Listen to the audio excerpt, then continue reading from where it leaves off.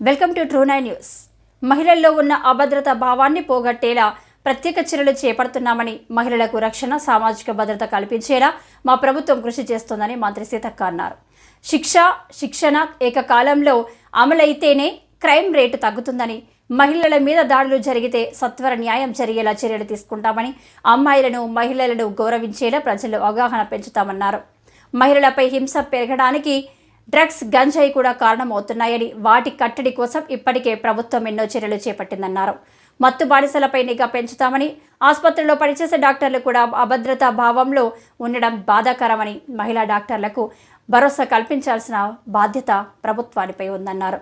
మహిళా శిశు సంక్షేమ శాఖ కార్యదర్శి వాకటి కరుణ, కమిషనర్ కాంతి వెస్లీ, ఉమెన్ సేఫ్టీ డీజీ శిఖా గోయల్, ఐజీ రేమ రాజేశ్వరి, సీనియర్ మహిళా ఐఏఎస్లు అనిత రామచంద్రన్, శైలజ రామయ్యర్, ఐ&PR కమిషనర్ హనుమంతరావు తదితరులు పాల్గొన్నారు.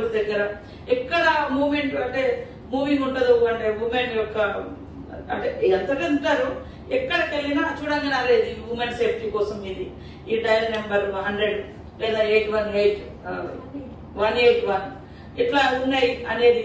తర్వాత మనం తీసుకునేటువంటి నిర్ణయాల గురించి గవర్నమెంట్ కూడా సీరియస్ గా ఉంది అనేటువంటిది కూడా కింది వరకు వెళ్ళడం.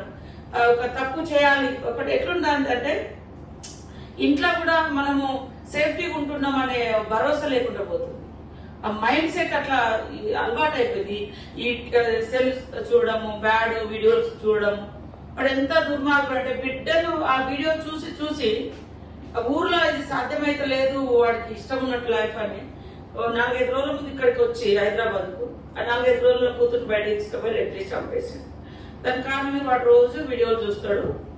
అట్లా తర్వాత ఇంకా కొన్ని డ్రగ్స్ కేసులు, డ్రగ్స్ అడిక్ట్ అయ్యి వాళ్ళు ఆ మత్తులో వాళ్ళ ఇట్లాంటివన్నీ కూడా ఉంటున్నాయి. కాబట్టి మేడం ఇప్పుడు మనం అర్జెంట్ గా మీరైతే ఫోకస్ పెట్టాల్సింది. ఇప్పుడు డాక్టర్స్ తర్వాత మెడికల్ సంబంధించి వాళ్ళంతా కూడా కొంత ఇన్సెక్యూర్ గా ఫీల్ అవుతున్నటువంటి అన్ని కూడా మన పోలీస్ అధికారులకు చెప్పి కొంత ఫ్రీక్వెంట్లీగా అక్కడ విజిట్ చేసేటట్టుగా కొంత సైరన్, ఒకప్పుడు నైట్ అయిందంటే పోలీస్ వెహికల్స్ వస్తున్నాయి, అట్లాంటి కొన్ని ఉండేది. అట్లానే మన నైట్ టైంలో ఐటీ ఏరియా సైడ్ కానీ అయినటువంటి వాళ్ళే దీంట్లో మేజర్ గా కనబడుతున్నారు అనేది వస్తుంది.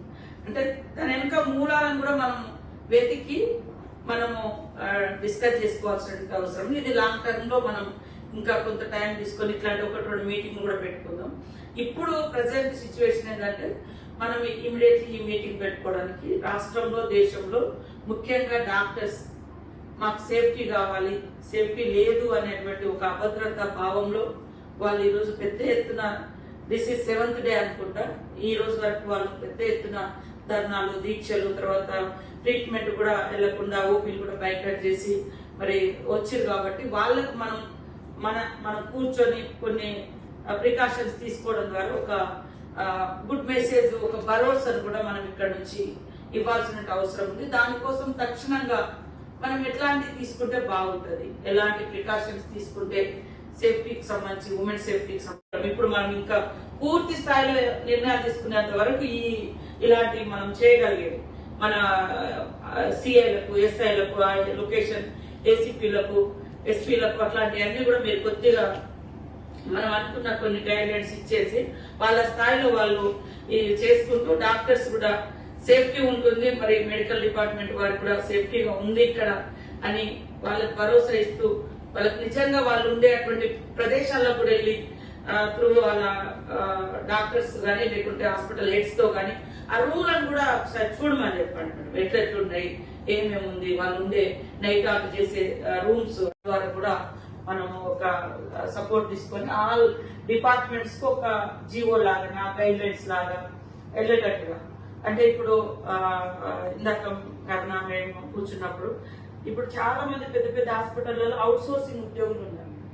వాళ్ళకు భయం లేదు, భక్తి లేదు. అంటే ఉదాహరణ కొంతమంది భయం ఉండదు, నా గవర్నమెంట్ ఉద్యోగం అయితేనేమో నా ఉద్యోగం పోతుందేమో అట్లా ఇట్లా అని కూడా భయం ఉంటుంది.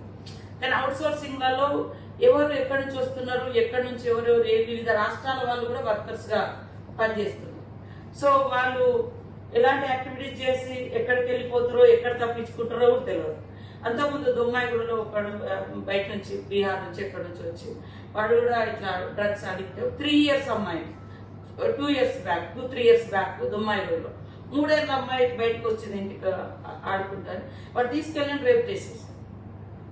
వాడు మళ్ళీ దొరకకుండా తప్పించుకొని పోయే పరిస్థితి. ఇట్లాంటివన్నీ కూడా అవుతున్నాయి. కాబట్టి మనం వాటి మీద ఏమేమి చేస్తే బాగుంటుంది, మీ అబ్జర్వేషన్స్, మీ ఐడియాస్ షేర్ చేసుకుంటే దాన్ని ఒక విధానం లాగా, ఒక రూల్స్ లాగా లేదా సమ్ పాయింట్స్ ఫ్రేమ్ చేసుకొని హాస్పిటళ్లలో సేఫ్టీ కమిటీస్, స్కూళ్ళలో, కాలేజీలలో వీటిని వేస్తూ నా ఐడియా అన్నవి రాలేదు. మీరు అధికారులు కూడా హాస్పిటల్స్ కావచ్చు, స్కూల్స్ కావచ్చు, హాస్టల్స్ కావచ్చు, లేదా వర్కింగ్ ప్లేసెస్ ఎక్కడెక్కడ ఉన్నాయో వాటి మీద వాటితో ఒక స్పెషల్ కమిటీ, ఒక ఎస్ఐ ఉంటారు, లేదా ఇన్స్టిట్యూషన్ హెడ్ ఉంటారు, లేదా ఆ సంబంధించిన వర్కర్స్ నుంచి ఒకరిని తీసుకొని మంత్లీ 15 days ఒకసారి వాళ్ళ సేఫ్టీ సంబంధించినటువంటి అంశాలను డిస్కస్ చేసుకోవడం, లేదా ఏదైనా డౌట్స్ ఉంటే ఈ కమిటీని అప్రోచ్ కావడం, ఇట్లాంటి కొన్ని పాయింట్స్ మనం ఫ్రేమ్ చేసుకుంటే మరి పోలీస్ నుంచి కూడా ఇప్పుడు ఏమైతుందంటే వాస్తవానికి ఆ అమ్మాయి అయితే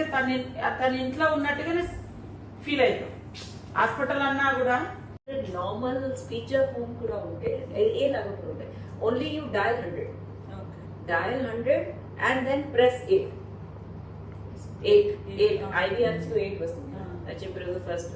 so 8 as soon as you call dial 100 they will give option that if you want to use T-Safe service press 8. So you press 8 and your journey gets monitored. Ride monitoring start అవుతుంది. And secondly SOS button గురించి we are not waiting. ఇది మీ problem లో ఉన్నారు, మీరు SOS press చేస్తే police వస్తుంది, అట్లే కాదు. Like in this case madam, every 10 minutes we will send some message or a call to confirm whether you are safe. So if you don't respond, or every 10 minutes, 10 only right now, every time. And if it is rural area, some more time because journey time is. And if you don't respond, automatically ade alert చేస్తుంది మన control, command and control. So petrol vehicle కి SOS పోతుంది. So in this మీ దగ్గర smart phone ఉంటే మనము message తర్వాత ఒక link పంపిస్తాం పెట్టడానికి, లేదా నిఘా పెంచుకోవడానికి, లేదా ఇట్లా పర్టికులర్ గా ఈ తాగిండేటువంటి సెక్షన్స్ ఎక్కడెక్కడ వీళ్ళ మూవ్మెంట్ ఉంటుంది, వీళ్ళు ఎక్కడెక్కడ తిరుగుతున్నారు, హాస్టల్స్ ఏరియాలో లొకేషన్స్ కి వస్తున్నారా, ఇక్కడ స్కూల్స్ లలో, లేకుంటే రోడ్ల ఏరియాలలో డౌట్ వచ్చినప్పుడు కూడా పోలీస్ అధికారులు వాళ్ళని తీసుకొని వాళ్ళ హిస్టరీ అంతా తీయడము, లేదా వాళ్ళ అటిట్యూడ్ ఎట్లుంది, వాళ్ళ డ్రంక్ అండ్ డ్రైవ్ లో కూడా అప్పటికప్పుడు కూడా దొరకబట్టి వీళ్ళు తాగుతున్నారా ఎట్లాంటిది అనేది కూడా దొరకబట్టడానికి అవకాశం ఉంది. సో ఇట్లాంటివన్నీ మనం కొన్ని సెక్యూరిటీ పర్పస్ లో తీసుకొని ఇప్పుడు జరుగుతున్న రిగార్డింగ్ ఇది మెడికల్ డిపార్ట్మెంట్ స్ట్రైక్ ఉంది కాబట్టి వారి కోసం కూడా మనం ఒక స్పెషల్ గా కొన్ని నిర్ణయాలు తీసుకొని మేము భద్రత కల్పిస్తాము. మేము